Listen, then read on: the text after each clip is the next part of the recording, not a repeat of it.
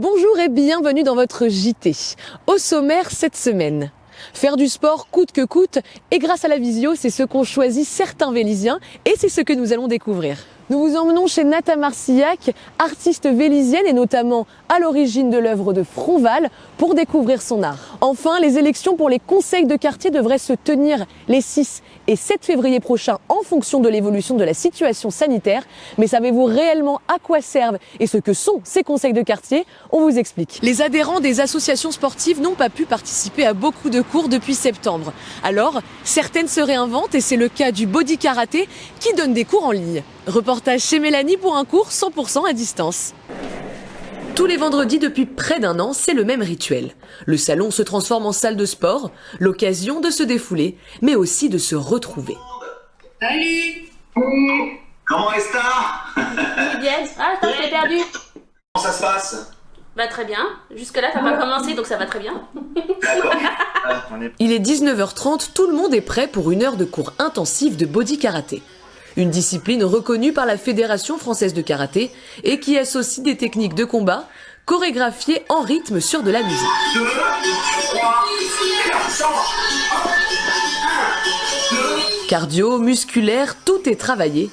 Mais derrière un ordinateur, ça fait quel effet? On a la chance d'avoir Pascal comme prof qui nous fait cours depuis le premier confinement. Donc la première semaine, dès la première semaine, on a eu cours. Donc on a cours au moins tous les vendredis et tous les dimanches matins. Et ça fait bien fou, surtout en période de confinement où du coup je faisais et l'école à la maison et mon travail. Et donc c'est mon défouloir en fait. Alors je sais qu'il y a le hip-hop qui a essayé. Effectivement nous c'est plus simple parce qu'on est des adultes et donc du coup on a quand même une certaine discipline à couper les micros et à bien comprendre les mouvements. Donc c'est toute une discipline que nous on doit s'approprier. Nous les travailleurs avec le télétravail on commence à avoir l'habitude des choses en ligne.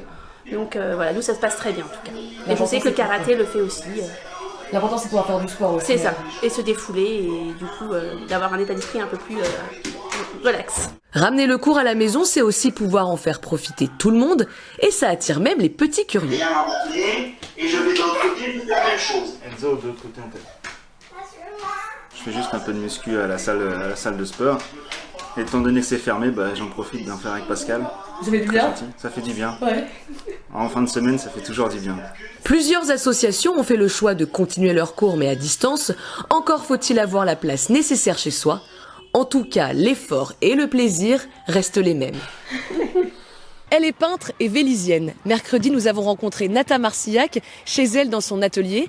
Elle revient sur son histoire de vélisienne, sur son art et notamment sur l'œuvre Alfred Fronval en hommage à l'aviateur et qui décore aujourd'hui l'un des murs extérieurs de l'école primaire. Vous pouvez retrouver toutes les œuvres de Nata sur son Instagram nata.marcillac ou sur son site internet nata-marcillac.fr.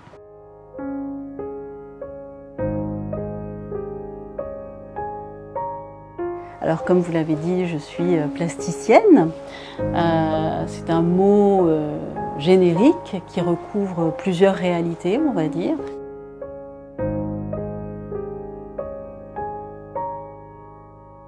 Étant jeune, je pourrais dire que mon seul désir, c'était de faire de l'art. J'ai fait beaucoup de danse, beaucoup de théâtre, du cinéma, de la vidéo, des tas de choses en fait. Et la peinture était toujours là. Et elle s'est imposée à un moment donné, en fait, comme le médium de prédilection. Est-ce que vous pouvez nous parler un peu de votre arrivée à Vélizy, nous raconter un peu votre vie de vélisienne? Je suis arrivée avec ma petite famille, d'ailleurs, qui n'était pas complète, puisque j'étais enceinte en 94. J'avais à cette époque-là mon atelier chez moi aussi. Ensuite, j'ai eu un atelier à Versailles. J'ai eu aussi un atelier à Paris, entre-temps. Enfin voilà, ça a bougé, mais toujours avec un pied-à-terre, on va dire, d'atelier sur Vélizy. Est-ce que la peinture, c'est quelque chose que vous faites depuis toujours? Oui, j'ai toujours fait des choses avec mes mains. Mes parents n'étaient pas des artistes, mais j'ai évolué dans un milieu où il y avait beaucoup d'art.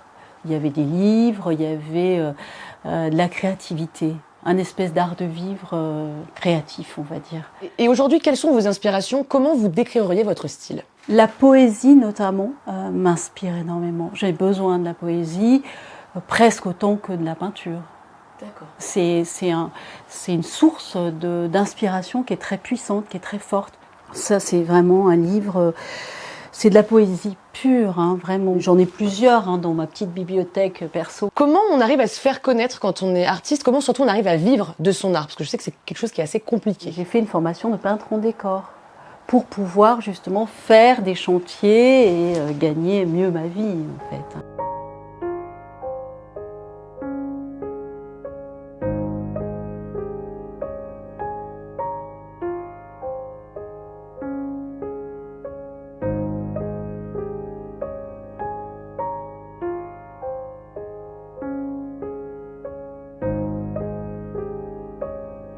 C'est un journal du premier confinement, en fait. J'ai décidé de faire un journal, d'écrire tous les jours, voilà. Et j'écrivais à la main gauche et tout est à l'encre. Là, c'est pas lisible, par exemple, c'est graphique. Mais pourtant, j'ai écrit vraiment. Mais je travaille assez souvent à la main gauche. La main gauche, elle sait pas faire très bien. Encore que là, au bout d'un moment, j'y arrive trop facilement. Est-ce que vous pouvez nous parler un peu, nous raconter l'histoire de Fronval, comment ça s'est passé? Alors j'avais déjà travaillé sur Fronval, donc je m'y suis remise et je leur ai soumis une maquette qu'ils ont adoptée. Vélizy a un patrimoine aéronautique qui est très important et moi j'ai pensé que ça serait bien qu'on puisse visualiser des portraits d'aviateurs qui ont œuvré ici, qui ont vécu ici, qui ont piloté ici. Le visage, simplement, je l'ai fait ici, en grand, en vrai.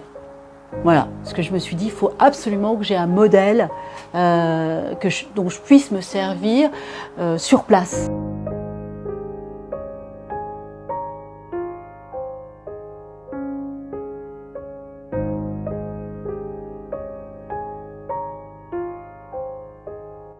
Les aviateurs du début du XXe siècle, je les trouve absolument passionnants.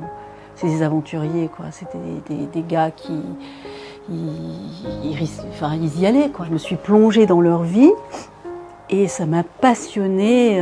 Je crois que c'est la fille de Fronval, qui est une vieille dame, m'a appelée pour me parler, pour me dire qu'elle était contente. Elle n'avait pas pu venir, mais elle l'avait vue et sa fille et son petit-fils sont venus le jour de l'inauguration et c'était génial. Merci beaucoup Nata d'avoir répondu à toutes nos questions.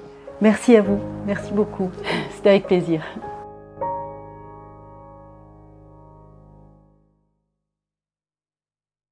Les élections pour les conseils de quartier devraient avoir lieu, selon la situation sanitaire, les 6 et 7 février prochains.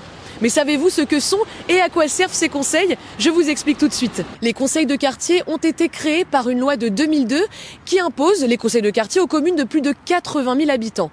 Mais celles de plus de 20 000 habitants peuvent aussi en élire. Et ça tombe bien car Vélizy compte plus de 22 500 habitants et c'est en 2014 que les conseils de quartier sont arrivés dans la commune. Le but de ces conseils, promouvoir la démocratie participative. Chaque conseil est composé de 11 membres élus pour 3 ans. À savoir 6 membres élus parmi les riverains, 4 membres choisis par le maire et qui représentent individuellement les associations, les parents d'élèves, les seniors et le secteur économique, et une personne du conseil municipal pour faire le lien entre la mairie et les habitants. Car faire le lien entre les habitants et la mairie, c'est tout l'intérêt de ces conseils de quartier. Par ce biais, les habitants peuvent participer à la vie de leur commune, peuvent donner leur avis sur des projets directement liés à la ville et peuvent également proposer des projets pour la vie de leur quartier. En fonction de l'évolution de la situation sanitaire, les Vélizyens pourront bientôt voter. Vous pouvez retrouver tous les candidats par quartier sur le site internet de la mairie. Les élections se tiendront normalement les 6 et 7 février prochains. Elles commenceront le samedi 6 février sur le marché du Mail pour les quartiers du village et du Mail, puis sur le parvis louvois pour les quartiers Est et Louvois, et enfin à la mairie annexe pour le quartier de Vélizy-Bas. Le dimanche 7 février, ce sera au tour des quartiers du Clos et de Mozart qui sont appelés à voter au marché Mozart. Votre JT touche maintenant à sa fin. Merci de l'avoir suivi. Vous pouvez le voir ou le revoir en replay sur notre site vélizytv.fr ou sur notre page Facebook. Et je vous dis à la semaine prochaine.